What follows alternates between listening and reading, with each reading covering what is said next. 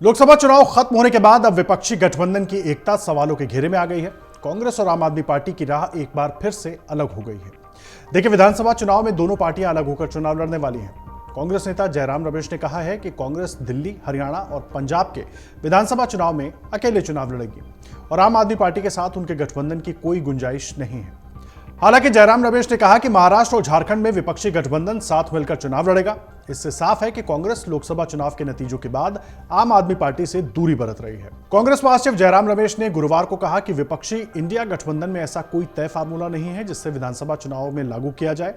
उन्होंने कहा कि गठबंधन उन राज्यों में मिलकर लड़ेगा जहां कांग्रेस नेता और अन्य गठबंधन के नेताओं के बीच सहमति बन जाएगी, लेकिन जहां सहमति नहीं बन पाएगी वहां अलग अलग चुनाव लड़ेंगे। जयराम रमेश ने कहा कि पंजाब में विपक्षी गठबंधन का कोई जनबंधन नहीं है। हरियाणा में हमने आम आदमी पार्टी को लोकसभा चुनाव में एक सीट दी थी, लेकिन मुझे नहीं लगता कि विधानसभा चुनाव में कोई गठबंधन होगा। आम आदमी पार्टी ने खुद कहा है कि विधानसभा चुनाव में गठबंधन नहीं होगा। आम आदमी पार्टी और कांग्रेस ने दिल्ली और हरियाणा में मिलकर लोकसभा चुनाव लड़ा था, लेकिन पंजाब में दोनों पार्टियां अलग अलग चुनाव लड़ी थी। पंजाब में कांग्रेस के बेहतर प्रदर्शन के बाद कहा गया था कि दिल्ली में आम आदमी पार्टी के साथ गठबंधन से पार्टी को नुकसान हुआ और अगर पार्टी अकेले चुनाव लड़ती तो ज्यादा बेहतर प्रदर्शन होता। यही वजह है कि अब कांग्रेस ने आम आदमी पार्टी से दूरी बना ली है और विधानसभा चुनाव में अकेले दम पर चुनाव मैदान में उतरने का ऐलान कर दिया है। जयराम रमेश ने बंगाल विधानसभा चुनाव में भी अकेले चुनाव लड़ने के संकेत दिए, लेकिन उन्होंने यह भी कहा कि स्थानीय नेताओं की आपसी समझ और परिस्थितियों पर बहुत कुछ निर्भर करेगा। हालांकि जयराम रमेश ने साफ कर दिया है कि महाराष्ट्र और झारखंड में विपक्षी गठबंधन एक साथ चुनाव लड़ेगा। आपको बता दें कि महाराष्ट्र में कांग्रेस का शिवसेना उद्धव गुट और एनसीपी शरद पवार गुट के साथ गठबंधन है। वहीं झारखंड, हरियाणा और महाराष्ट्र में इस साल के अंत में विधानसभा चुनाव होने हैं, जबकि दिल्ली में विधानसभा चुनाव अगले साल की शुरुआत में होंगे। इससे पहले आम आदमी पार्टी के दिल्ली प्रदेश संयोजक गोपाल राय ने 6 जून को कहा था कि कांग्रेस के साथ उनकी पार्टी का गठबंधन सिर्फ लोकसभा चुनाव के लिए था।